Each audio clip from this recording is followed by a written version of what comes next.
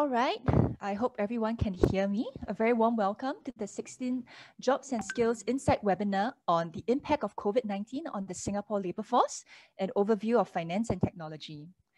My name is Trinette. I am from the Skills Development Division at Skills Future Singapore, and I will be your moderator for today. Now, I'm happy to report that we have about 130 attendees with us and counting. I'm sure people will be streaming in even as we progress in this webinar. Thank you everyone from the enterprises, from the Institutes of Higher Learning, and our various colleagues from SSG and WSG for joining us today. We hope that you'll find this panel discussion with Indeed and DBS a fruitful one, and that you'll take away some useful insights from today. Now, I'd like to give a bit of sharing on what Skills Future Singapore does. At Skills Future Singapore, we aim to provide all Singaporeans with the opportunities for lifelong learning. We believe that the skills, passion, and contribution of each and every individual will drive Singapore's next phase of development towards an advanced economy and a more inclusive society. And at every stage of your life, you can be sure to find a variety of resources to help you attain skills mastery and make informed decisions to expand your skill sets for professional as well as career development. Now, before we start, please allow me to go through some administrative details with all of you. Firstly, do note that this entire webinar will last about an hour. And during this webinar, attendees will be muted. However, not to worry. If you have any questions for the panelists, you can post your questions anytime by using the question and answer Q&A option at the bottom of your screen. If there are any questions that you wish to have answered live, you may upvote then, and we will do our best to address the questions live. If the questions cannot be answered live due to time constraints, please be assured that we'll do our best to address them after the webinar and circulate this to you via email. Lastly, do note that this webinar session will be recorded and published on SSG's various channels, such as My Skills Future portal, our SSG LinkedIn page, and the SSG YouTube channel. We will also be sharing the slides with our attendees via email after the session. Now, I'd like to give an introduction of our webinar topic today. The COVID-19 pandemic, as we know, has severely disrupted global economic activity, as well as the demand and supply side of the Singapore economy. And sectors that have been most affected are those which rely on international movement of people and goods, such as the hotel and accommodation services sector, the air transport sector, logistics and supply chain, and other related sectors such as aerospace. At the same time, however, outward-oriented sectors like finance and technology, they appear to be on the road to recovery based on their hiring trends during this pandemic. So in this webinar, we will seek to understand from the job and skills perspective how the finance sector is adapting and remaining resilient in the face of COVID-19 through conversation with our panelists from Indeed.com and DBS Bank. So I would like to introduce our presenter from Indeed, Mr. Mark Reilly. Mr. Mark Reilly is the Director of Employer Insights at Indeed.com, and he leads the Global Evangelist programs at Indeed. Mark joined Indeed as the company's first recruitment evangelist in the Asia-Pacific region. Today, as the head of the Evangelist programs team, Mark drives innovation in the recruitment industry through the creation and sharing of personalized insights, research, and best practices with Indeed clients worldwide. So Mark will be sharing insights from Indeed's data, starting first with recent Singapore labour market developments, followed by a snapshot of hiring for finance and tech. So without ado, I will invite Mark Reilly to share Indeed's insights. Mark, over to you, please. Thank you for a lovely introduction there, Trinette. I'm going to jump right into our presentation today. As we've just kind of mentioned there, we will look at Singapore, some of the insights and trends that have been going on in the labour market here in general. And this is mostly going to come from the government data. We're going to be looking at how that compares with insights from Indeed, from both an employer and a job seeker perspective, as well as that deep dive into finance and tech sectors.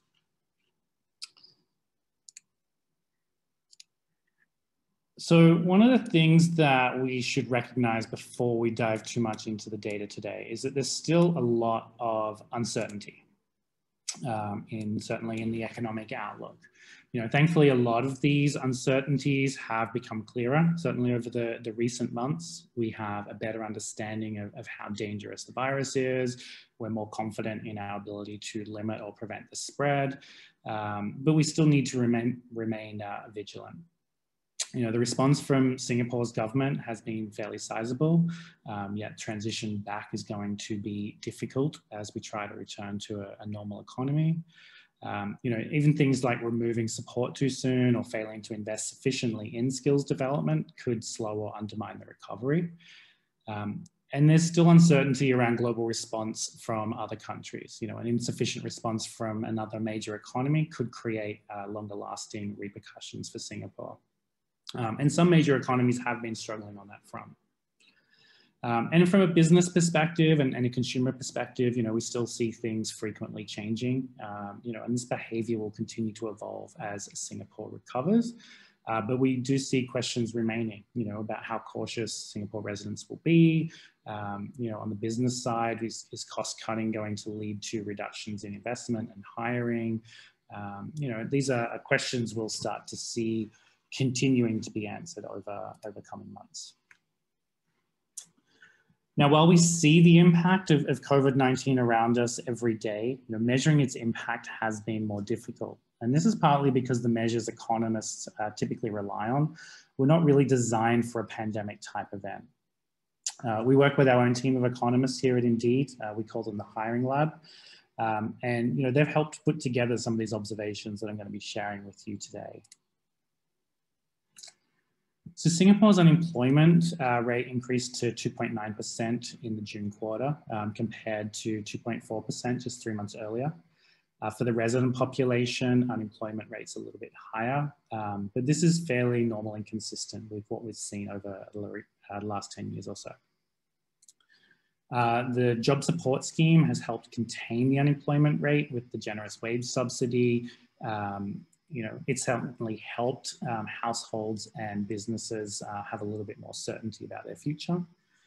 ICT and financial services, they've both been at the lower end of that support spectrum, and we'll see why based on some of that impact as we go through the data today. Singapore has an unemployment rate that a lot of other countries would be envious of right now. Many markets have been dealing with unemployment rates above 10%. Although it is the highest unemployment rate since the GFC for Singapore. Unfortunately, there is reason to believe that the unemployment rate doesn't capture the full impact. Employment in Singapore fell through the end of Q2 by around 150,000 people. In the second quarter alone, employment fell by 131,000 people, which does raise the question, why has unemployment rate increased so little in comparison? And this is partly down to how do we consider what unemployed means. To be considered unemployed in Singapore, you need to be actively searching for work. Simply losing your job is not sufficient. And for a variety of reasons, many of the people who lost their jobs are not actively searching for work right now. This makes a big difference to how economists interpret labour force figures. If you factored in everyone who's lost their job since the beginning of this year, unemployment would sit around 6.2%. A common feature that we've seen coming through this crisis is that the measures of unemployment aren't capturing the complete impact of COVID-19. And so if you want to know how well a labour market is doing, we look to try and rely more on measures of employment or hours worked rather than unemployment. We also shouldn't be surprised if as conditions change and improve and people start looking for work again. Some people will find work quickly, others will take time, and this could actually result in both the labour force and the unemployment rates rising at the same time. Now, a lot of the jobs lost during COVID-19 have been in the service sector. The service sector accounts for about 3/4 of Singapore's employment. And job growth has been dominated in Singapore over the last decade by this sector. Like many other advanced economies, Singapore makes a lot of money delivering high quality services to households and business.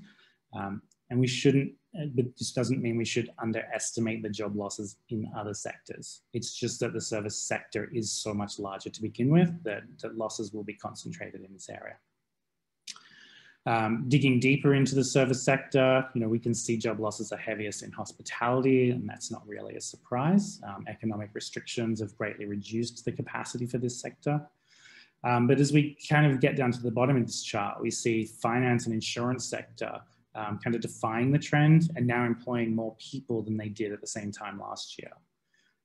Information and communications, which includes our tech sector, has experienced only very modest job losses. Employment hasn't changed considerably compared with the end of last year. So it's a useful reminder that while the impact of COVID-19 has been devastating for so many businesses, not all businesses have been affected equally, and some will come through relatively unscathed and are poised for a strong rebound already, while others will find that this rebound much more difficult. If we dive into some of these insights directly from Indeed, and for those who haven't heard of Indeed, we are a job site here in Singapore. We're part of, we are actually a global job platform. We've been here in Singapore for around 10 years now, collecting insights. And they come from our 1.5 million job seekers, 1.5 million visits to our site each month here in Singapore. Have 550,000 resumes that have uploaded here in Singapore, most of them fairly recently. And we're seeing around 55,000 new jobs being added on our site every month. And so as we collect this over time, this becomes a great source of data for our employer insights teams, our hiring lab and economists to kind of share insights on the trends that we're seeing. So from a job postings perspective, Singapore is currently tracking only 6% behind their trend at the same time last year. From mid-March through to the end of July, we saw the gap emerge and continue to expand. In mid-August, that gap was around 29%.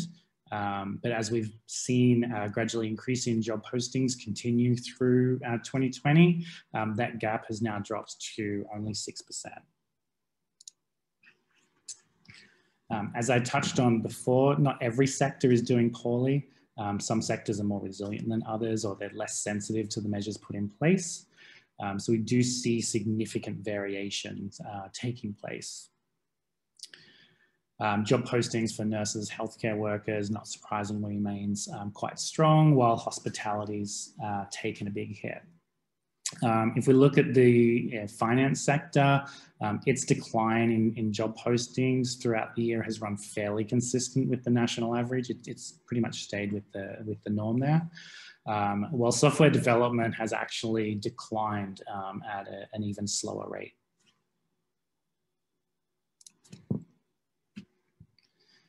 The job mix in Singapore is also different than it was a year ago. These tables show the sectors that have had the greatest increase or decrease in their job posting share on Indeed. And a country's job mix will naturally change over time. In fact, it changes every day. However, during COVID-19, this has led to considerable change over a very short period of time. For example, software development accounted for around 10% of our job postings a year ago. So a 2.37% increase in job share is a fairly significant change. Generally speaking, we see shifting away from sectors highly exposed to economic restrictions, being represented on the right with their decreasing share. Highly specialized sectors, which require more training, accounts for a larger share of our job postings. And this is important to recognize, as the type of jobs that disappeared during the crisis will not necessarily be the same as the ones that are created coming out during the recovery period. So training programs and upskilling of Singaporean workers, particularly older workers as well, will be incredibly important as the economy recovers. Businesses here in Singapore have also changed how they advertise jobs to the market. On the left, we see the share of jobs that utilize remote keywords in their descriptions. Early in the year, flexibility wasn't important for businesses, at least not for attracting talent. This jumped fairly significantly through July. It's a pretty big change from where we were, but the ability to work remotely has never been more attractive for job seekers. And they are really interested in these opportunities. On the right, we see the job seeker perspective, and we look at that data using the share of searches that contain remote keywords. So at its peak during the crisis, remote searches were triple what they were in pre-COVID values. As we gradually reopen, interest in remote work and openness of businesses and employees to working remotely will be something to keep an eye on.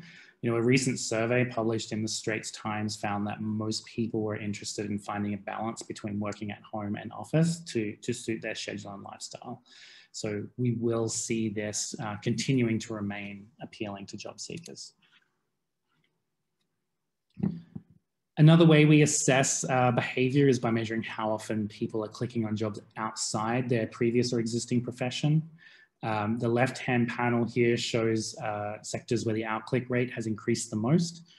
Therapy and pharmacy, for example, have increased almost 20 percentage points. Sectors that are being shut down or hit harder are really prominent on the left-hand side. Not really a surprise, sectors that have shut down or where you've lost your job. As a job seeker, you're more likely to consider opportunities in a new or different sector. The right-hand side tells us a different stories.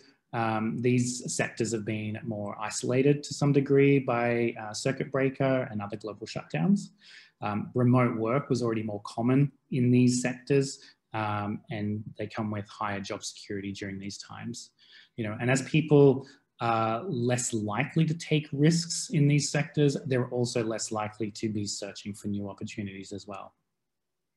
From a technology perspective, we see software development and information design employees are less likely to look outside of their occupation than they were before. But the same is not true for IT operations and help desk type roles who may be more at risk. We don't see finance listed here, and that's because we haven't seen any significant change in the outclick performance for finance. So while there is a high degree of uncertainty, Singapore is reasonably well placed for recovery. There's a strong labour market before the crisis with unemployment very low by global standards, and it remains that way. Wage subsidies have helped keep people employed, and that will help fast track any recovery and help limit any damage from an economic standpoint. Singapore has a very highly skilled workforce. It's very well educated and trained. And that's important because the jobs created in the recovery won't necessarily be the same as the ones that were lost. Events that we're experiencing now are creating changes for business that require a flexible labour force that can adapt to that change. In Singapore, the government is investing in skill development, which will be really important through this recovery because we will see access to global talent remaining limited. We shouldn't underestimate the task ahead. A full recovery is not going to be easy or quick, but we do have a strong combination of job seekers and incentives that leave our economists feeling optimistic.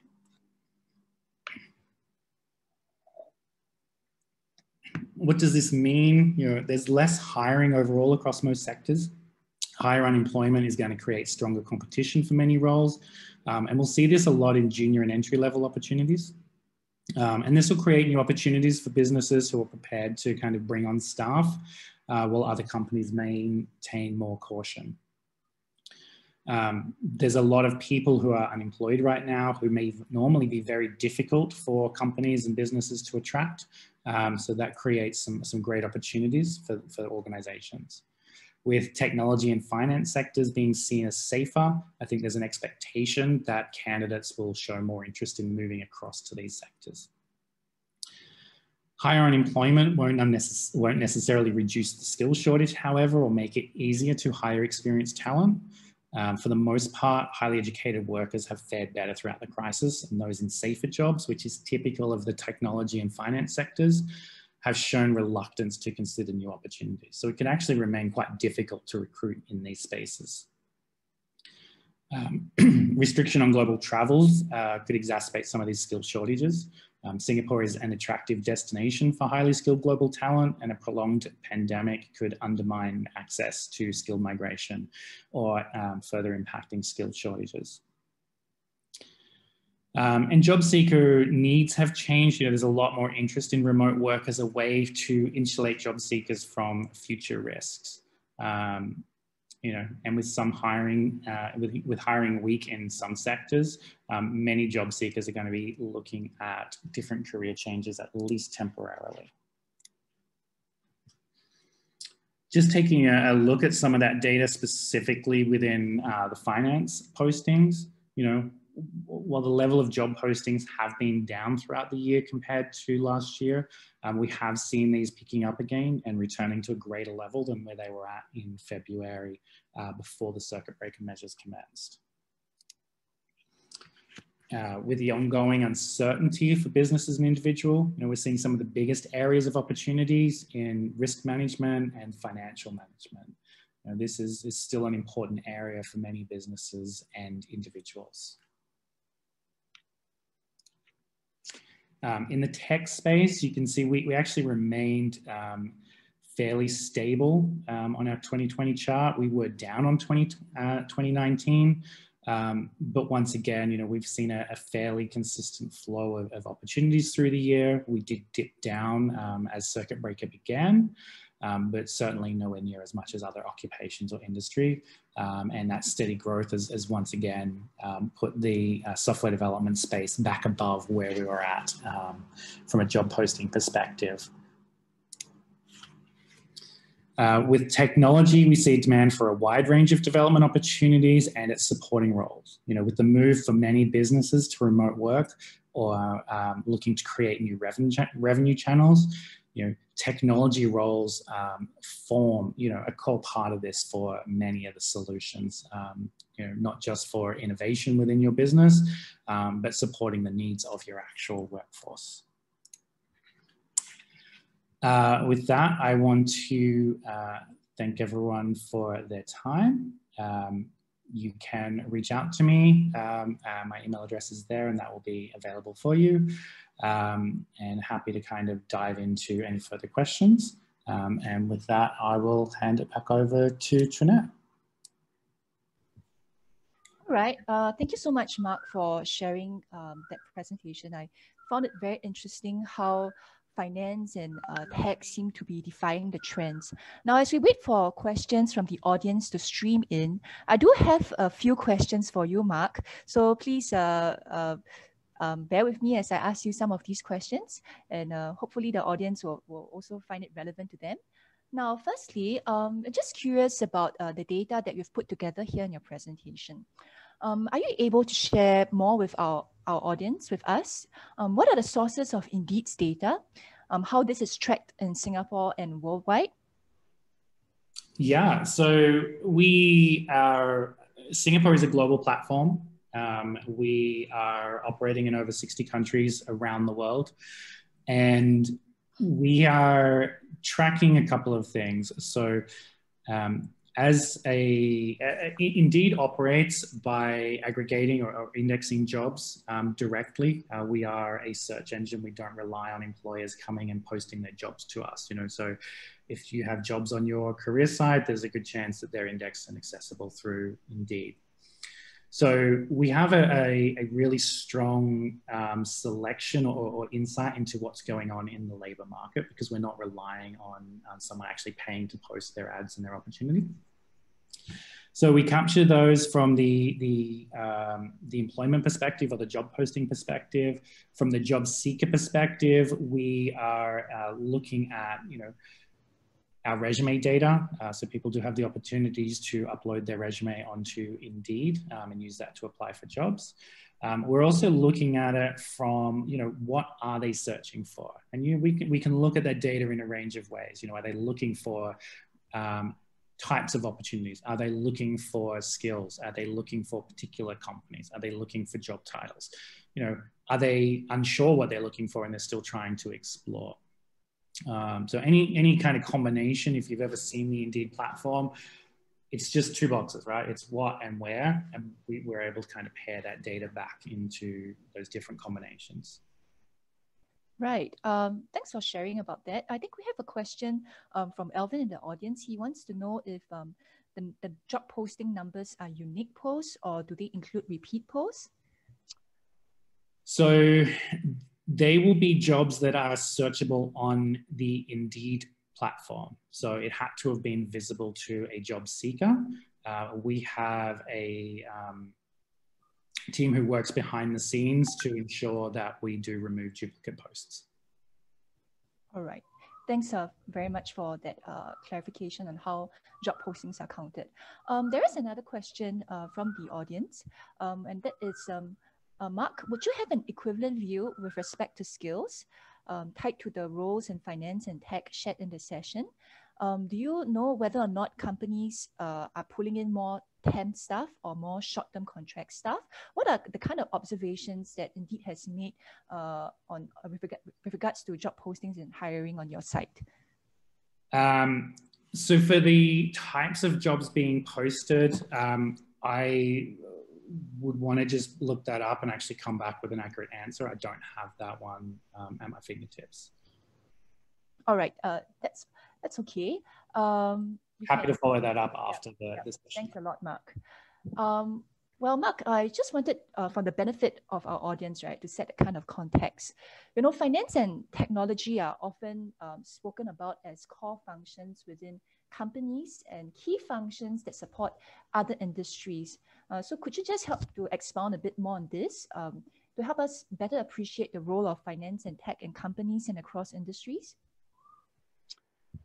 Yeah, so with technology roles, you know, everything that businesses are doing right now is relying on technology roles. You know, as we've gone, if we think about a business that might have just been, you know, a single office, maybe it was on a floor or two downtown, you know, the need to kind of move remote has going to have created new requirements for that business in terms of how they treat their staff, what kind of infrastructure they have in place, the skills that their technology team needs in terms of supporting their staff. So I think things have changed fairly, you know, rapidly for some businesses. You know, at Indeed, for example, you know, we do have offices right around the globe. So we had a lot of infrastructure for that in place. And I think we'd see similar for multinationals. But the speed and the scale that they have to deploy it will potentially have changed quite rapidly as well. So this is all going to be, you know, a lot of change in technology very, very quickly. I think from a finance perspective, you know, there's a lot of, you know, understanding the different dynamics that businesses are now operating in. And we see, you know, at the top of those postings there, we saw a lot of risk type roles or, you know, financial management type roles. You know, and there is going to be kind of a lot of reevaluating and understanding what recovery looks like for businesses and how they get there.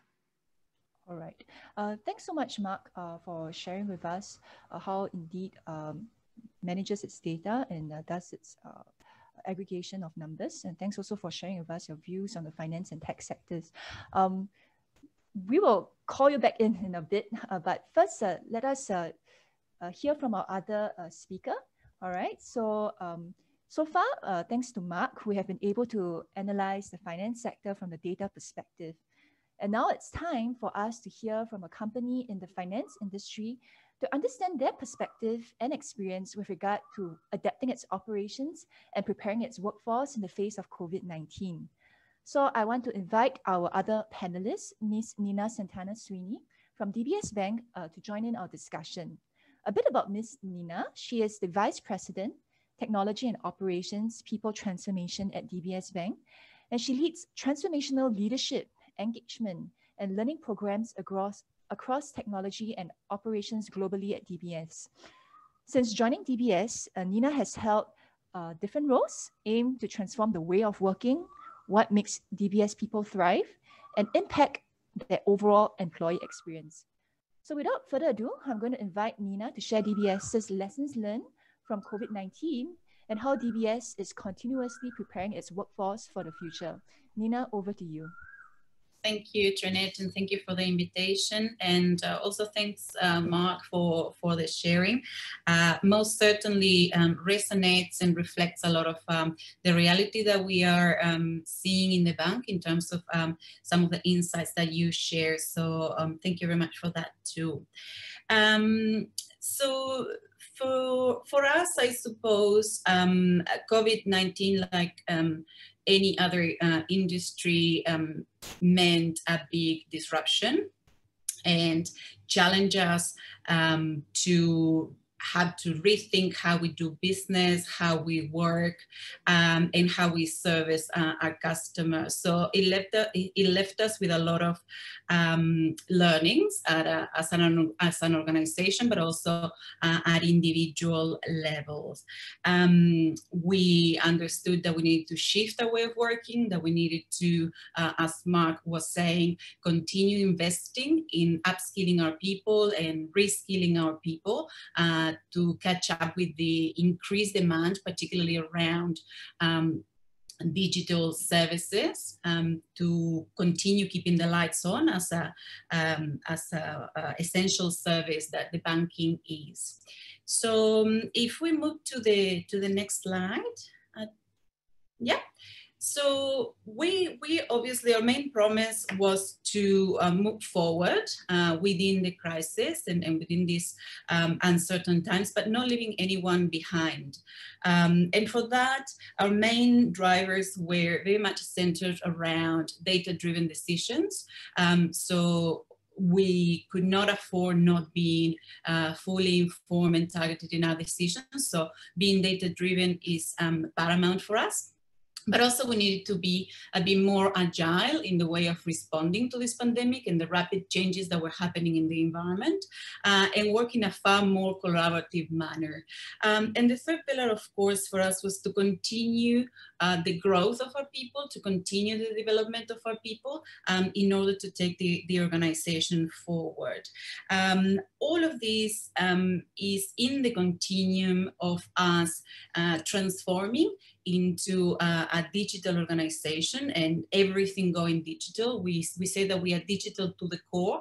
And in saying that, we see ourselves as a bank that does things like a tech company. So the digitalization only saw a further acceleration within the organization, not only in the way that we service clients and customers, but also in the way that we operate and service our own internal population. So if we move to the next slide, yeah, we always known that constant learning is key for us to move forward as an organization and as individuals, but we are very committed to empower our own people to own their own growth and development. We have a framework in which we develop our people, which is based on this triple E. That is a constant loop that we are continuously revisiting of educating our people with soft skills, leadership skills, technical skills, and so on. But we also provide learning through exposure and experience, either by stretching their assignments or enhancing roles or providing on the job training or even internal mobility. So we want our people to be able to experience different areas of the organization and as such continue the learning and evolution. We couple all of that with a big feedback loop, which is based on the ongoing reviews, the skills assessment, and we're all the time benchmarking to what is happening outside the organization as well, to make sure that our people are getting the best offerings in terms of their development.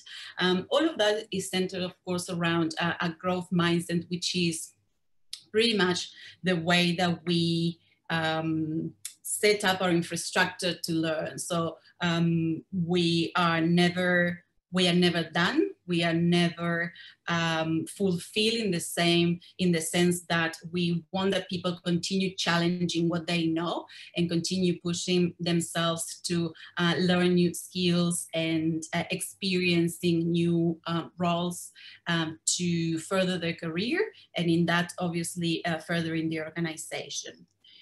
So if we move to the next portion, we are very intentional in the way that we do this, and we are very focused, as we said, in the building the growth mindset as the engine to all other learnings. But we're also very focused on making sure that our people are constantly building their product knowledge to service our customers better. The soft skills, particularly around the time of the pandemic, were critical for us to enhance and cement in our people, particularly around our leaders and people managers, to enable this new normal that we were now living. The next areas that we are very focused are around embracing data and being fully digital. More and more data is becoming a part of the way that we do business, and we have far more data-driven decision-making at every level in the organization, not just expected from the senior leadership, but we expect that everybody will be far more comfortable with making data-driven decisions and understanding dashboards and how we are performing in real time. We obviously wanted to strengthen the functional skills, and the portion that is never left out of sight is the risk and controls. So this is part of our DNA as a bank. So risk and controls are always an area of focus. And all of that becomes part of our ecosystem of learning and development and focus for our people. Yeah. So if we move to the next slide.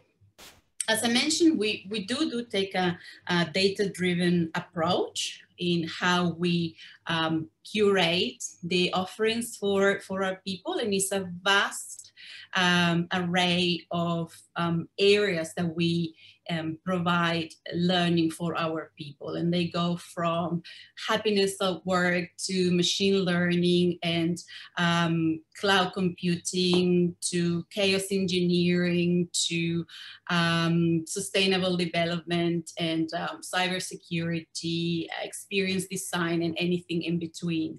So the way that we get to this curated amount of learning offerings for our people is very much based on where the bank is going strategically as an organization. So we make sure that our people are preparing themselves from not only where we are, but where we are heading. We take obviously the insights from their interest of our own people and put it back in a learning format.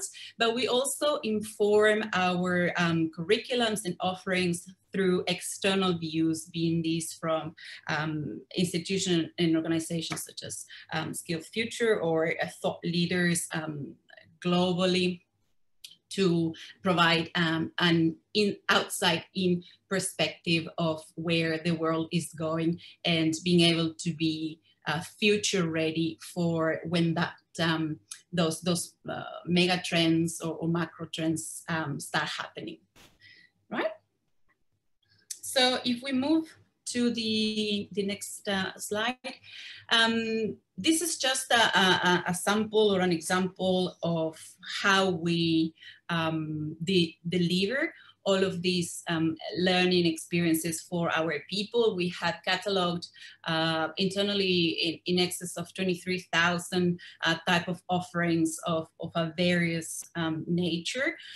Some are developed internally, such as Back to School, which is a program that is a combination of internal speakers, so our own people teaching our own people, and external speakers as well participate in those programs, as much as problem solving or experimental learning, like the Daredevil, that is very much based on how we experiment and innovate, to partnerships with other organizations such as AWS, where we can provide our people with a gamified experience to learn how to code for people who typically wouldn't do that.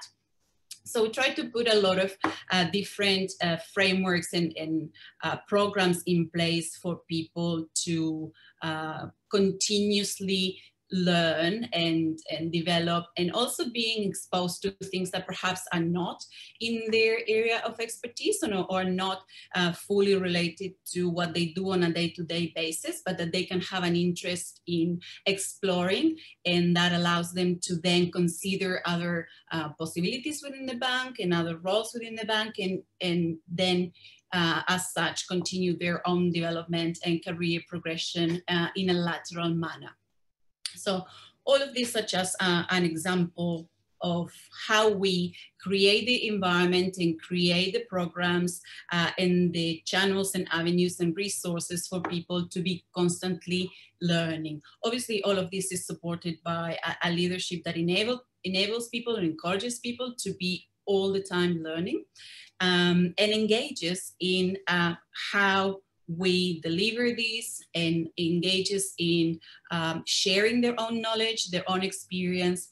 And an example of that, if we move to the next slide, is a recent event, well, not recent, mid-year event that we put forward for our employees. Typically, we would have had a healthy balance between face-to-face and virtual learning offerings, but the pandemic put us into a position where we needed to pivot, we needed to adapt. And an example of that, as I was mentioning, was the Future Forward Week, which was an event that we managed to run globally, fully virtual, with participation from our CEO all the way down to our graduates, sharing their own career experience, and managing directors from other countries also sharing their own career experience. We had external speakers, some tuning in from overseas. So we managed to quite quickly adapt, pivot, and bring our people the same learning experiences that we would normally do. But now we've realized that we could do this at a much bigger scale, and in a much more cost-efficient way, and equally, if not more impactful, because we were able to reach a far larger part of the population, right? So these are just some of the examples of how we've been adapting and moving our learning and our development offerings for our people in a constrained situation. Yeah. So if we move, yeah. So as we get to the end of it, I wanted to sort of quote our CIO, Jimmy, because he is an absolute advocate of the never stop learning, the continuous learning, the sharing of knowledge, the teaching of teaching others within the organization what we have learned or what we know, be this from a technical expertise point of view, all the way down to soft skills or life experience even, because we think they are equally important for our people to develop. In his mind, particularly around technology, the half-life of skills is only 12 months or less. So it is very important for our organization to continue thriving, that we are all the time learning, right? examples of this, we have plenty in the organization. This year alone, with the pandemic, we needed to retrain very, very quickly, in a very short period of time, 1,000 of our customer center reps in new technologies and new systems to be able to cope with the increased demand through digital channels, now that some branches were not accessible. And we did that very, very quickly. We helped them adapt to those new technologies, which then in turn augmented their role, where all the transactional activities were now being taken care of through technology or by technology, enabling people far more time for the human interaction and the advisory portion of their roles, whilst keeping their productivity high. Right? So those are some of the examples that we had within the organization, and how we continue learning and sensing what is happening in the environment, learning from that and responding in a very agile manner. So to finalize, I think I just wanted to summarize a few of the final thoughts for me. This COVID pandemic has accelerated tremendously our digital transformation that was already underway. For the last 7 years, we've been constantly working on digitalizing and transforming our organization into a bank that does things like a tech company, not only from a infrastructure perspective, type of services that we provide, but also the mindset of our people and how we do business, the way we work, and so on. We have seen that a lot of the constraints that the pandemic brought actually forced us to rethink the way that we were doing certain roles and say certain businesses or approaching processes and the nature of certain roles, and allowed us to streamline those roles, to augment roles, to digitalize processes, making for a far better experience for our employees, because they can do far more meaningful work and still service our customers in the with the highest standards.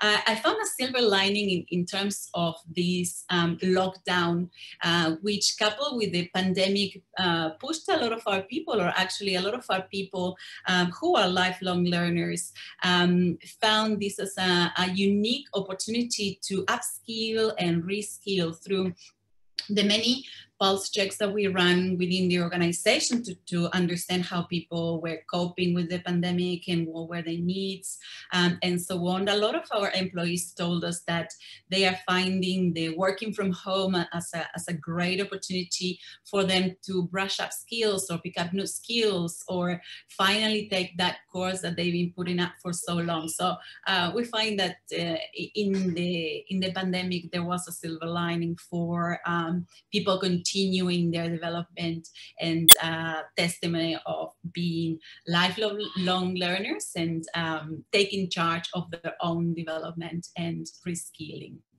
The other learning for us was that there is no going back. It's just now a matter of how we're going to find the balance in the next normal or in the new normal, how we're going to adapt ourselves to the phygital environment, this part physical, part digital environment in which we are navigating, how we are going to work with the flexibility of coming together when needed in a physical manner, but also continue doing business as usual in a digital environment as well.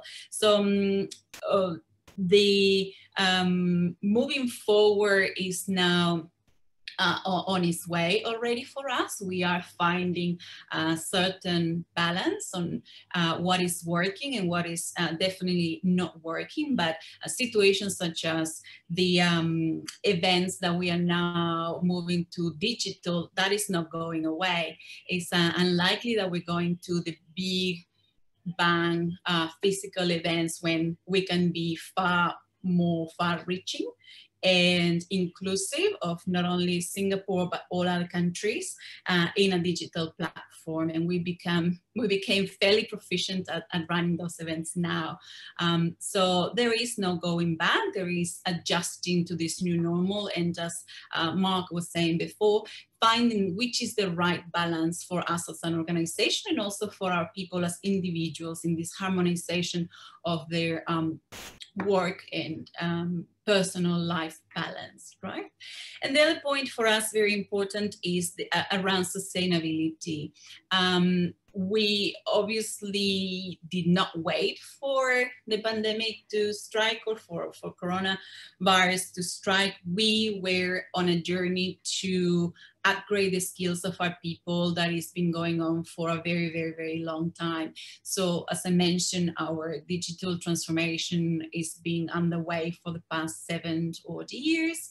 And in all of that time, we've been investing heavily in upskilling our people, retraining our people, redesigning roles where we can augment the capabilities of those roles and provide better and more satisfaction at work for our employees. So it's not a reactive activity what we've done. We've simply accelerated a trend in which we were already well on our way. So I suppose, again, to quote Mark, the investment in learning and development of people is critical and is not perhaps wise to wait until a crisis strikes to either personally upskill or as an organization upskill and continue the learning and the development of our people. So for us, it was the long and short. We did not want to let a good crisis go to waste, and we continue and accelerated all that trajectory in which we were, which put us in a very good position and continues to put in a good position as organization to service our customers fundamentally, but also to provide for our employees and their development. So that's the sharing that I wanted to bring you, and quite happy to hear from you and any questions that you may have. I think you're in mute, Trinette. Oh, yes. So sorry. Thanks, Nina. Thank you so much, Nina, for your presentation. I was really hanging on to every word that you shared. I loved how you shared that DBS is not waiting a crisis go to waste, and how actually you guys began the journey a long time ago in terms of redesigning, rethinking job roles, in terms of how you develop your people, and even in terms of starting the digitalization journey more than 7 years back. Now, on this note of digitalization, because it's so core to what DBS is, you mentioned earlier that DBS may be a bank, but you think and act like a tech company. Yeah. You know, and we do know that digitalization is a significant trend. It's not just for the banking industry, but all other industries out there as well. And another trend that complements this digitalization is the increasing use of task and process automation to automate repetitive and data-intensive tasks so that enterprises can cut costs, increase accuracy, and increase efficiency. So here is the million-dollar question. Do you think that increasing digitalization and the use of automation in the finance sector will necessarily translate into redundancy and job losses? And what's your view on this? Certainly I cannot speak for the market, but I can speak for ourselves. Our approach is very much about how can we, as you said, remove the toil for our employees, which sometimes is created through doing all those very mundane manual processes. And if we can put that into artificial intelligence to, for instance, sift through resumes in terms of our recruiters. Let's take a role perhaps that is very heavily intensive on data sifting and transactional portion, and then it has a huge portion of interaction with candidates. Now those roles now have been transformed into a portion where the candidates can interact with a chatbot. So a lot of the questions that are always repetitive questions are self-service by our applicants. And then artificial intelligence can help us sift through literally millions of CVs that we received to service to our recruiters the most suited CVs for a particular role. And now with the pandemic, the add-on is that all that face-to-face high contact or high touch interaction that our recruiters had with the candidates, they can devote most of the time to assess the candidate, assess the suitability, not on a face-to-face basis, but now on a video conference basis, right? So the way that we see technology is, again, working hand in hand and removing a lot of toil from our employees and increasing, of course, the productivity. So as I said, I cannot speak for how the rest of the market is viewing at this, but certainly for us is that a primary driver for us to focus on technology and automation in many ways. Thanks a lot, Nina, for sharing that. I think it's quite assuring for our audience that actually technology is useful and enabler to enhance existing processes, improve productivity, and ultimately benefit the employee. I have one question before we invite Mark back into the panel discussion. So for you, Nina, and this is a question from the floor, you know, in COVID-19, there has been, I think, more short-term kind of job roles and temporary job roles. And do you think that, in your view, do you think that job seekers are more inclined to accept these roles now? You know, usually people prefer permanent roles, right? Because they are more stable. But in your view, or in your observations at DBS, do you see people actually there's increase in take up of short-term and temporary jobs? Look, I will, as I said, I like to be data-driven, so I will have to go back and look at those data, that data in terms of the uptake. But what I can tell you is what has been our approach. Our approach has been very much looking at different types of roles. Obviously, we have a permanent roles, we have a contracting roles, part-time roles, and now we're looking at how can we make things a bit more flexible for people. So in case that people are looking at career change and they need more time for themselves. So we are looking at how can we enable what people need. So if a person needs a part-time role, or needs more flexibility, how can we enable that? We're also looking at how can we leverage from the gig economy. So we are looking at different sources of talent to service the needs that we have as an organization. So I suppose we don't look so much into the contractual side of things, but we will look at what are the needs for the organization. We may be working on a project and we may need obviously to augment our workforce, and as such we will look at contractors and things like that. But the main goal is to enable what the bank needs and being able to have the talent in a quick manner for the particular needs, and also enable the employees and the job seekers to a greater degree of flexibility that fits their needs or their interests as well. All right, thank you, Nina. I'm mindful of the time, and I'm also mindful that there are quite a number of questions. The audience really looks interested. So I seek the audience's understanding that the webinar might overrun a little bit. Feel free to stay on, but if you do have other exigencies that you need to drop off, we understand as well. But we'll continue this discussion for maybe another 10 more minutes for those who would like the questions answered. So at this point, I would like to invite Mark back to the panel. Hi, Mark. Hi, Mark. Hi. Welcome back. We have so many questions for Nina and for yourself as well. All right. So allow me to get the ball rolling. I'm seeding out questions with Jovi and Kelly for the both of you to answer. And I know, Mark, you've also indicated some questions that you've wanted to take live during this session. Okay. So for Mark, I think there's a lot of interest from the audience about, short-term jobs and temporary jobs. The same questions that I asked Nina, right? So Nina has shared her perspective. Now I'd like to ask you from Indeed's perspective, from that kind of observations of job data postings and the kind of like match rates, acceptance rates. It's an observation that job seekers are more accepting of short-term jobs and temporary jobs in the period of COVID-19 as opposed to previously. And from your perspective or and your point of view, what kind of advice do you have for job seekers looking to seek a different role from their current experience?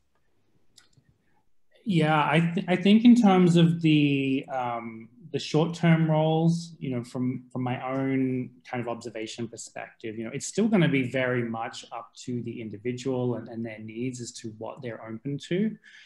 A short-term opportunity doesn't necessarily meet kind of the needs of everyone, but someone who's been temporarily displaced in their role and does expect industry recovery, I could certainly see them being interested in taking on new opportunities. And I know we've had employers that have even been helping their opportunities temporarily find other roles. I think, one that comes to mind is Singapore Airlines and temporarily looking for opportunities for where to realign their air staff.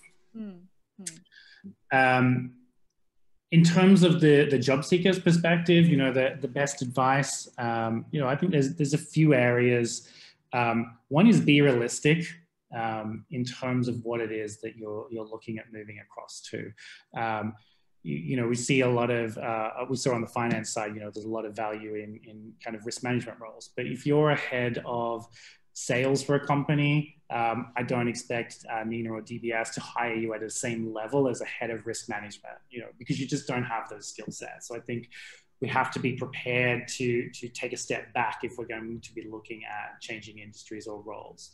I think really kind of position yourself, what are the transferable skills that you have from your role? How do you sell them into the new role?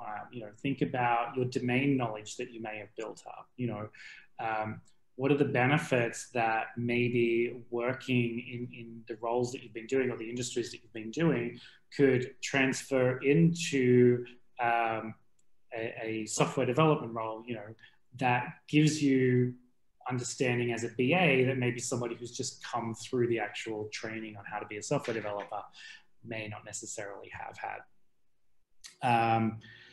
And think about, looking at the roles or the industry that you're trying to transfer into, look at where your skills gaps are, look at what they're looking for to hire in those, and think about, how can you get some of those credentials, or how can you get some of that training yourself? I know there's a question here around, the micro credentials, and I've literally got Nina's slide up around, the half-life for skills learned is in technology, maybe less than 12 months. Take it, a lot of people I know in technology, it's all about continuous training. So to start looking at what are those opportunities you can get to better those skills and those knowledge. Anything to kind of really position yourself and show how you can add value to the company.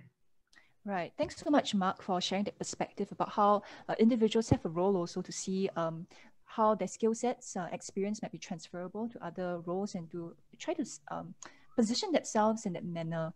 But I also like to hear from Nina's point of view, since there's a related question to what Mark have just shared.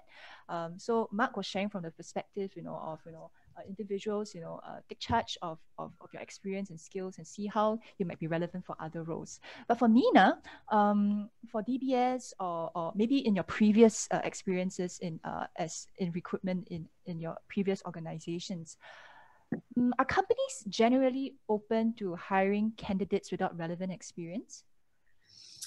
I think I agree with Mark's comments, right? We need to find a point where we can pivot into the new organization. But having said that, for instance, for us, we are a bank, but we do a lot of technology. So you could argue we obviously hire a lot of technology people, and in doing that, we value the experience that these people have as technologists, and we cross them over to the finance side of things. So for us is we look for a subset that we have an interest in, and we immerse them and we train them and sort of integrate them into the financial side of things on how that then technology is going to be applied for banking. So in saying that is exactly what Mark was saying. You need to have a point to pivot, to be able to show that there is a value that you bring to the organization. And then the organization, for us at least, as an organization, what we do is, well, how can we help you better contextualize that and deploy those skills where we need them. But also it's a matter of we want to set up our people for success and not failures. So they do bring the capability, and we provide a bit of stepping stones and the things that they may be missing. Right. Thank you so much, Nina, for helping to support what Mark said, to validate basically from the industry perspective what's really happening on the ground. And also it's encouraging to hear how employers and DBS also, it's helping to develop its people, right? Even if they are not a perfect fit at the beginning, but through training and immersion to help them to adapt to the new function and responsibilities.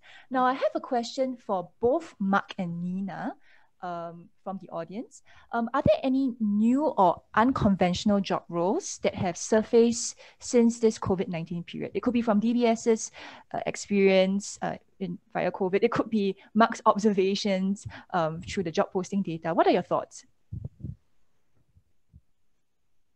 I will say, you know, the obvious one that we see, you know, as we go about our lives in Singapore is all of these opportunities or all of these roles that didn't exist as we enter buildings, you know, doing screening, the safe distancing officers. I mean, this is a unique role to kind of the experience that we're going through now.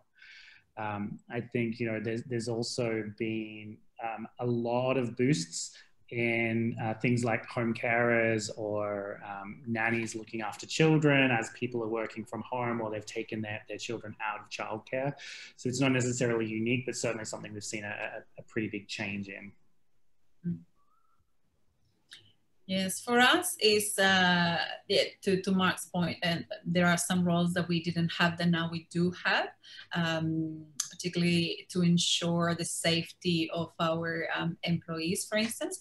But what we have seen is, again, an acceleration of certain other roles that we were already seeing emerge, like chaos engineers, or cybersecurity professionals, or security management, of course. So all those of roles have continued the need and has increased the need for us to look and source more people with those skills that perhaps in the past we wouldn't talk about chaos engineering at a bank. All right.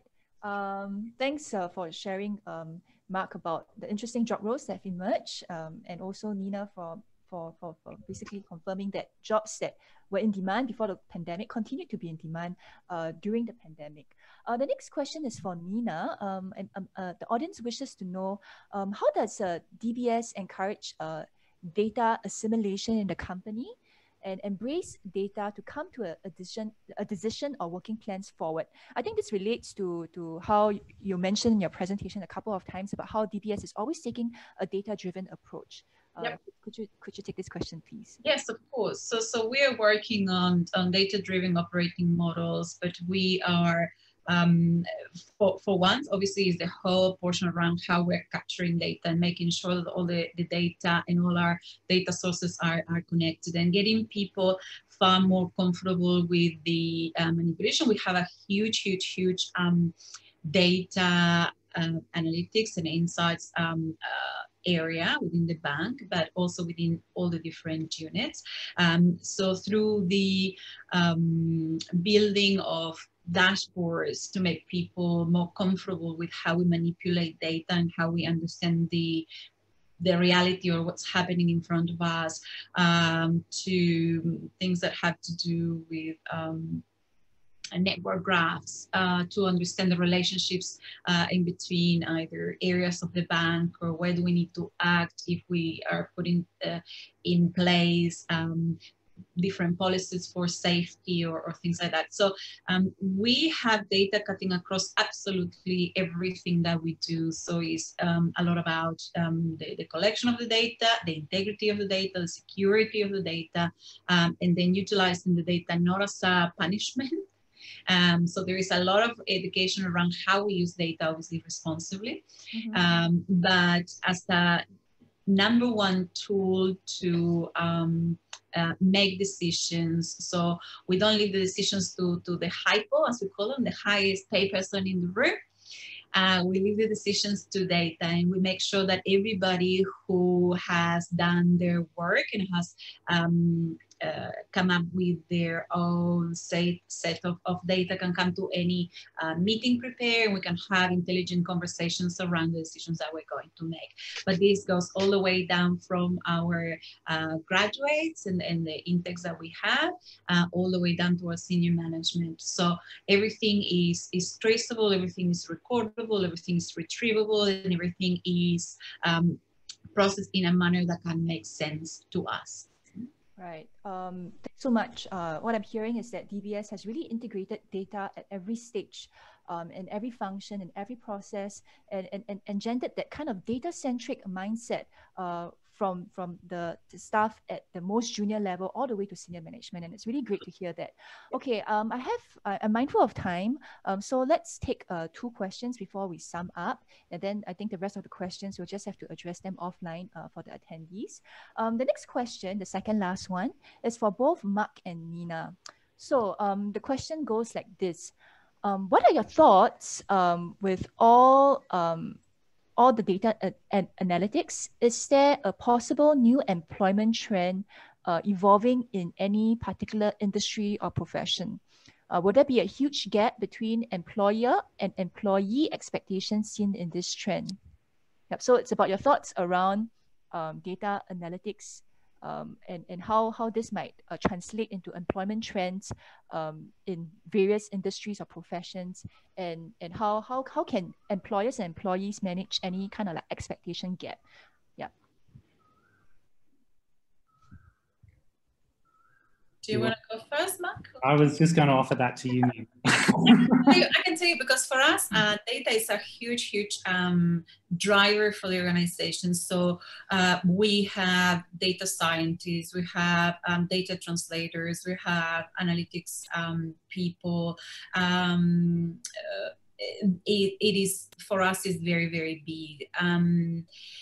Now, we know that not all our people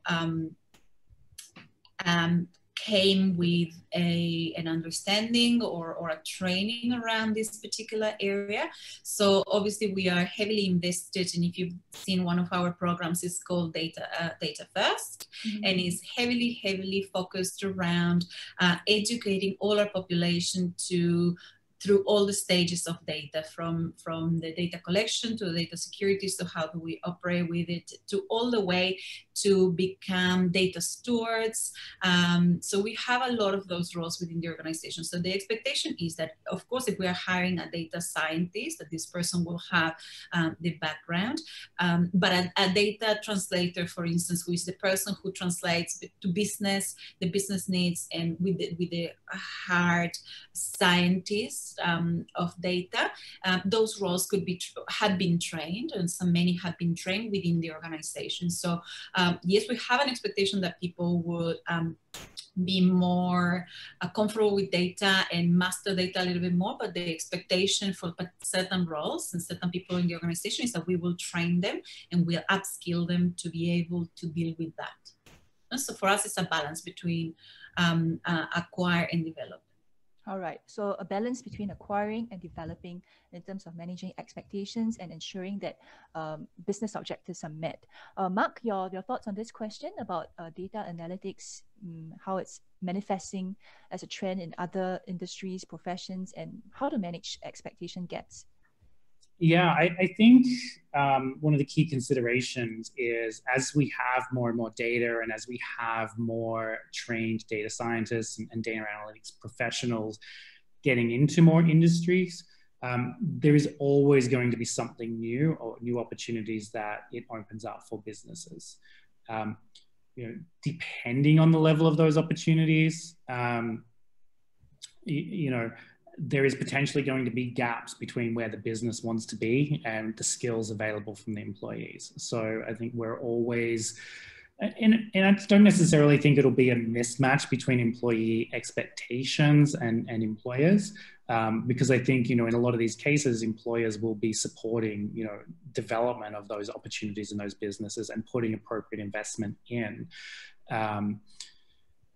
So I don't necessarily see the gap, but I do think we'll see more and more new trends coming out. And I think, with the changes that we've seen over the last 6 to 12 months, I'm sure there are plenty of businesses out there working on analyzing, all of this new data in different ways and looking at opportunities to either start up or create new businesses or pivot their business in new directions and new opportunities.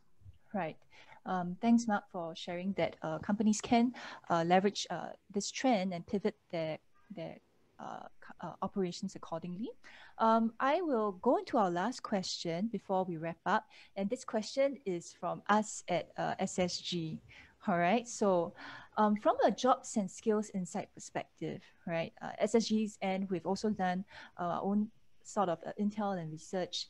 And for us, we see some emerging job roles and emerging skill sets arising from emerging trends in the finance sector. So for example, one trend which we've talked about is data analytics.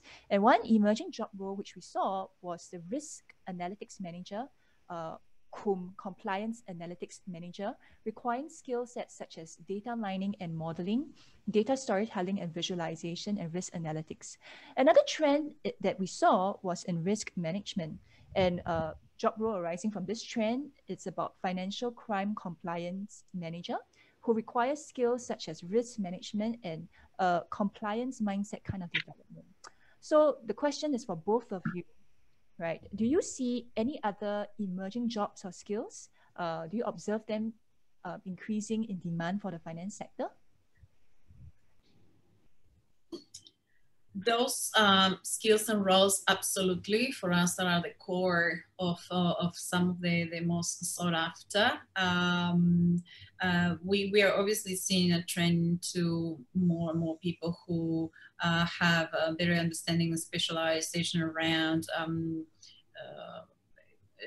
5G or API or cloud computing or all those other things, which are more towards where we are heading, blockchain and things like that. So those will be where we will be heading, or we're seeing emerging more. But all of those that you just mentioned absolutely are the core of what we would hire and see and have it in the organization. Thank you, Nina. What about Mark? Yeah, I think from the if you look at our list of most in-demand finance jobs, at the top of that list we have risk manager in number 1, risk analyst in number 3, and then we have a few other ones up there: financial consultant, asset manager, wealth manager. I think this stems from both obviously businesses looking at how do they manage their risk right now in terms of considering new opportunities or the existing business that they're running. But also I think there's the aspect of individuals wanting to look at, how do they better stabilize their financial situation, or how do they eliminate their own risk from, just having one source of income and kind of diversify their own kind of strategies and portfolios. Right. Thank you, Mark. And thank you so much, Nina. Well, I'm mindful of the time, and though we've been having such a good discussion, really, I think the questions could go on and on as we exchange with each other. But I think it's time to bring this webinar to a close. For me, I found what you have shared, Nina and Mark, useful and also insightful. And, some of my key takeaways, is from Mark sharing. The first one is that, while the pandemic has created uncertainty across economies and also job markets, and the good thing for us in Singapore is that we are well positioned for recovery due to our highly skilled workforce and strong pre-crisis labor market. And this is true in the finance and tech sectors due to the kind of sectors and the nature of the sectors and the job roles. While employers will still need to be mindful that there might be less hiring overall in the near term, and job seeker needs may have changed, for example, in terms of remote work or in terms of looking for career switches. But I think the key message that I've gotten away from both your sharing is, and I think it relates a lot to what Nina has shared. It really resonates that don't wait for a crisis to transform. Don't wait for a crisis to reskill, to train, to look at your job roles, to redesign, to augment. And I think this is a key takeaway from me, and I think also a key message that our audience can take back with them in terms of how they prepare themselves or how they develop their workforce in the finance and tech sectors. So I do hope the attendees found this sharing useful. If Jovi could bring up our closing slide, please. Yep. So do join us next month. Just a shout out to everyone. You may have already seen the EDM gone out. The next webinar from SSG is going out on the 24th of November at 10 a.m. It will be in collaboration with Burning Glass Technologies, and the topic will be on the skills for a post-COVID economy, how the pandemic is redefining workforce needs for the decade ahead. Now, as we bring the webinar to the close, we really need your help to take part in this 2-minute survey. And please be assured we will keep your feedback confidential. It is very important for us because we want to ensure that our webinars continue to be relevant to your needs in terms of jobs and skills signposting. And it's through your feedback that we've been able to incorporate this panel approach today and invite Mark and Nina to give both the data and industry kind of perspective. So please do give us your feedback. The QR code is on the screen.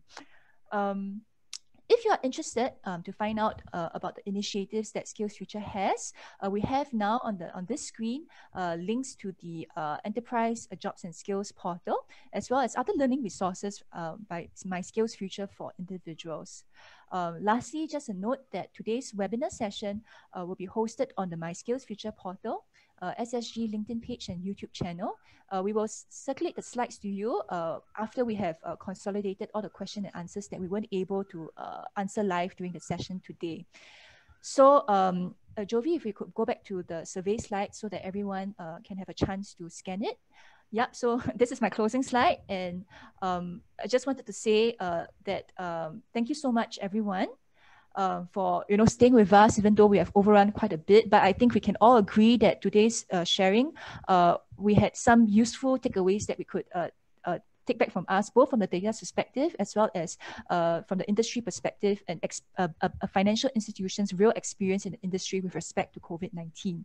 Now, my name is Trinette. My colleagues Jovi and Kelly have been supporting me on this webinar, and we want to thank Mr. Mark Reilly from Indeed.com and Ms Nina Santana-Sweeney from DBS Bank, really for taking time out of their very busy COVID-19 schedules to be with us today.